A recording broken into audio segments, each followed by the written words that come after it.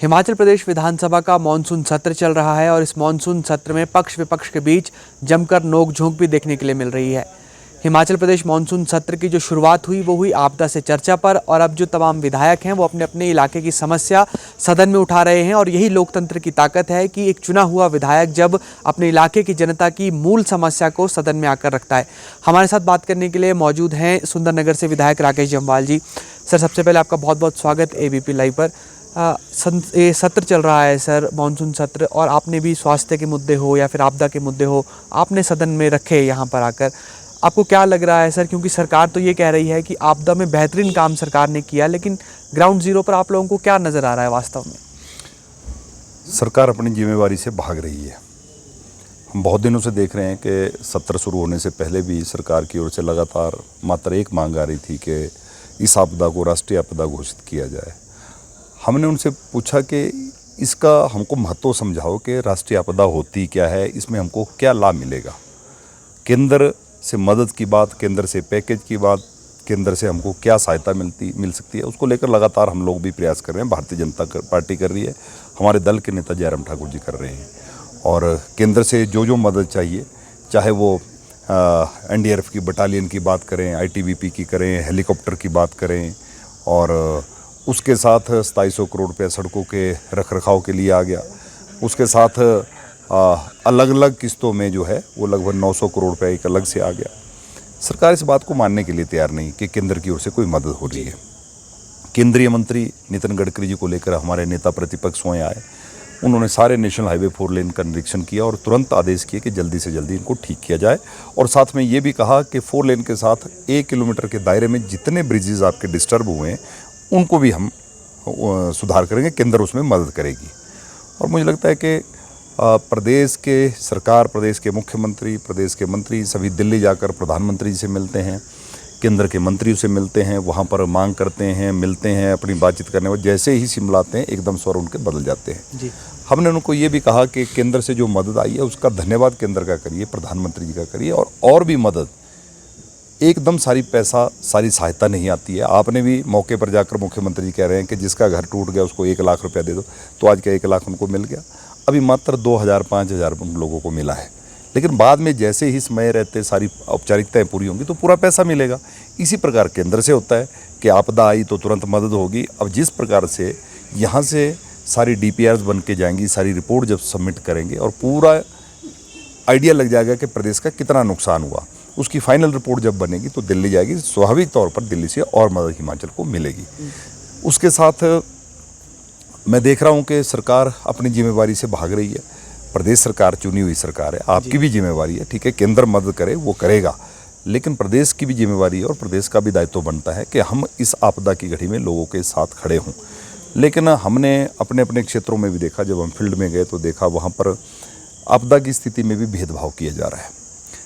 गरीब लोगों को तिरपाल देने में भी भेदभाव हो रहा है, मेरा तेरा कर रहे हैं। किसी को 2000-5000 रुपया फौरी राहत देनी है, उसमें भी भेदभाव किया जा रहा है। मुझे लगता है कि इस घड़ी में ये सारी चीज़ें ठीक नहीं। इन सारे मुद्दों को लेकर हम विधानसभा में चर्चा चाहते थे, लेकिन जिसको लेकर हमको अलाउ नहीं किया गया। मुख्यमंत्री जी जो प्रस्ताव लेकर आए थे नियम 102 के तहत कि इसको राष्ट्रीय आपदा घोषित किया जाए, फिर उसी में चर्चा हुई, उसी में हमने सारे मुद्दे उठाए। सर, आपदा के वक्त लोगों को ऐसा लग रहा था कि कांग्रेस भाजपा एक होकर काम करेगी, लेकिन हम देखते हैं सदन के अंदर की जो केंद्र से मदद मिलती है उस पर भाजपा अधिकार जताने की कोशिश करती है, जो राज्य सरकार काम कर रही है उस पर कांग्रेस के लोग ज़्यादा अधिकार जताने की कोशिश करते हैं। तो आपदा के बीच ऐसा कांग्रेस भाजपा क्यों किया जा रहा है, जबकि धरातल पर तो दोनों दलों के विधायक यही बात करते हैं कि राजनीति से ऊपर उठकर आपदा में काम होना चाहिए? विपक्ष की ओर से आप देख रहे होंगे कि हमने कहीं भी फील्ड में जाकर जब लोगों के बीच में जा रहे हैं, चाहे नेता प्रतिपक्ष पूरे हिमाचल प्रदेश में गए, हर क्षेत्र में उन्होंने जहां नुकसान हुआ था दौरा किया। पार्टी के हमारे प्रदेश के अध्यक्ष स्वयं गए, राष्ट्रीय अध्यक्ष जगत प्रकाश नड्डा जी आए, चाहे वो ब्यास नदी में के कारण जब नुकसान हुआ तब भी आए, अभी अगस्त महीने में जो बारिश के कारण नुकसान हुआ उसमें भी वो हिमाचल प्रदेश में आए। मुख्यमंत्री को बुलाया, उनसे मिले, प्रदेश के अधिकारियों से मिले, और सारी बात जो है देश के प्रधानमंत्री जी के समक्ष उन्होंने रखी। और मुझे लगता है कि उसका असर हुआ। गृह मंत्री जी से भी उन्होंने बात की और प्रदेश को मदद मिली। कोविड भी हमारी सरकार के दौरान आया था, हमने उसमें भी सब लोगों ने मिलकर मदद की थी। कांग्रेस उसमें विपक्ष में थी, लेकिन किस प्रकार की राजनीति उन्होंने उसमें की थी, हर मुद्दे को लेकर हमने आज कहीं ऐसा नहीं कहा कि तिरपाल कितने रेट में खरीदे गए, कहाँ से खरीदे गए, उसमें भी क्या घोटाला हुआ है, क्योंकि आपदा थी। आपदा की स्थिति में एकदम जो भी प्रशासन को करना था वो जल्दी जल्दी से उन्होंने करके जो है वो लोगों की मदद करने के लिए थोड़ा प्रयास भी किया। लेकिन राजनीति बात जो है वो सत्ताधारी दल कर रहा है कि हम इसमें राजनीति ना करें। लेकिन मैंने जैसा कहा कि वो अपनी बला को सारी दिल्ली के सिर पर डालना चाहते हैं। प्रदेश सरकार की जिम्मेवारी है। प्रदेश में कोई नुकसान हो गया, कोई बात आ गई तो प्रदेश सरकार जिम्मेवार है। केंद्र मदद करेगा और केंद्र मदद कर रहा है। मोदी जी की सरकार मदद कर रही है और उनको उनका धन्यवाद करना चाहिए। उसमें क्या दिक्कत है? सर, एक मंडी विश्वविद्यालय का मुद्दा आपके ज़िले का है। मंडी विश्वविद्यालय जब खुला तो कहा जो एचपी यूनिवर्सिटी है यहाँ पर उसका दबाव कम होगा, लेकिन सरकार जो आई मौजूदा सरकार, सुक्खू सरकार ने उसका दायरा कम कर दिया। आपको क्या लगता है सर कि क्या इसके पीछे मंशा है, क्यों उसका दायरा घटाया गया? क्योंकि सदन में मुख्यमंत्री कह रहे थे कि उस कॉलेज के एक भवन में उसकी शुरुआत कर दी, इसलिए उन्होंने उसका दायरा घटा दिया है। हिमाचल प्रदेश शिमला विश्वविद्यालय में जितना प्रेशर था, पूरी प्रदेश की जनता जानती है, पूरे प्रदेश के विद्यार्थी जानते हैं कि उनके रिजल्ट 6 महीने साल तक लेट हो रहे थे। बहुत दिक्कतें आ रही थी। शिमला प्रदेश की राजधानी है, शिमला टूरिस्ट डेस्टिनेशन है, जिसके कारण से यहाँ पर बहुत प्रेशर था। और मुझे लगता है कि यूजीसी के नॉर्म्स के मुताबिक 100 कॉलेजेस के ऊपर एक यूनिवर्सिटी होती है। जयराम जी ने शिमला के प्रेशर को देखते हुए और निचले हिमाचल के बच्चों को नज़दीक में घर द्वार पर शिक्षा प्राप्त करने का अवसर मिले, इसको लेकर मंडी में सरदार पटेल विश्वविद्यालय की स्थापना वहाँ पर की। उसमें चंबा, कांगड़ा, मंडी, कुल्लू, लाहौल स्पीति के कॉलेजेस जो हैं उसी यूनिवर्सिटी में शामिल किए गए। जो मुझे जानकारी है लगभग 133 कॉलेज शायद उसमें सम्मिलित थे उस विश्वविद्यालय में। और उसकी क्लासेस शुरू हो गई। वहाँ पर वाइस चांसलर आ गए, प्रो वाइस चांसलर आ गए, स्टाफ आ गया। जिस प्रकार से मुख्यमंत्री जी बात कर रहे हैं, हमने कहा कि जब आपने हिमाचल प्रदेश विश्वविद्यालय से वकालत पास की थी, वकालत की शिक्षा प्राप्त की थी, लॉ किया था, तब एक शेड में वहाँ पर लॉ की क्लासेस चलती थी। लेकिन इसी प्रकार से वहाँ मंडी में तो ऐसी स्थिति नहीं थी। इंफ्रास्ट्रक्चर को लेकर आज बात कर रहे हैं तो सुंदरनगर में 12 करोड़ की लागत का विश्वविद्यालय का भवन बनकर तैयार है, उसमें खाली पड़ा हुआ है। अगर आप नाचन विधानसभा क्षेत्र के बादशाह में जाएंगे, वहाँ भी 11 करोड़ का भवन बनकर तैयार है, वो भी खाली पड़ा हुआ है। मंडी के ही पद्दर में आप जाएंगे, वहाँ भी 11-12 करोड़ का भवन बनकर तैयार है, वो भी खाली पड़ा हुआ है। ये कह रहे हैं इंफ्रास्ट्रक्चर नहीं है। मुझे लगता है कि पहले दिन से उनकी मंशा जो थी वो इस विश्वविद्यालय को बंद करने की मंशा जो है वो प्रदेश सरकार की, प्रदेश मुख्य की थी। वहाँ से वाइस चांसलर को हटा लिया गया, आज तक वाइस चांसलर की नियुक्ति नहीं हुई। और अब कांगड़ा और चंबा के कॉलेजेस को निकाल कर मात्र मुझे लगता है कि 47 शायद कॉलेजेस 46 कॉलेजेस जो हैं वो मंडी विश्वविद्यालय के पास रह गए, जबकि यूजीसी के नॉर्म्स हैं कि 100 कॉलेजेस के ऊपर जो है एक विश्वविद्यालय होता है। तो इसमें मंडी के साथ जिस प्रकार का भेदभाव किया जा रहा है, उनको लगता है कि मंडी ने जो परिणाम आए हैं उसमें सरकार बनी है, सरकार का कोई बनाने में कोई योगदान नहीं। 10 में से 9 सीटें भारतीय जनता पार्टी ने जीती है और जयराम ठाकुर जी का गृह जिला है। तो इस प्रकार से विश्वविद्यालय को बंद करने की ओर सरकार बढ़ रही है। लेकिन हमने चेतावनी सरकार को दी है कि हम इस विश्वविद्यालय को बंद नहीं होने देंगे, कि हमारे युवाओं के, छात्रों के भविष्य के साथ खिलवाड़ नहीं होने देंगे। और उसमें हमने यही सरकार से कहा है कि तुरंत आप अपने इस निर्णय को वापस लें, नहीं तो हम जो है आंदोलन करने पे विवश हो जाएंगे।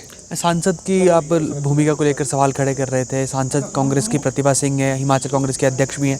उन्होंने सरकार के सामने टेकअप नहीं किया कि वहाँ पर ज़रूरत है इसकी। इसे लेकर आपको क्या लगता है? मंडी की सांसद को तो चाहिए, वो मंडी लोकसभा क्षेत्र का प्रतिनिधित्व कर रही हैं और मंडी के हर मुद्दे को सरकार के समक्ष रखना, वो कांग्रेस की अध्यक्षा भी हैं और सांसद भी हैं।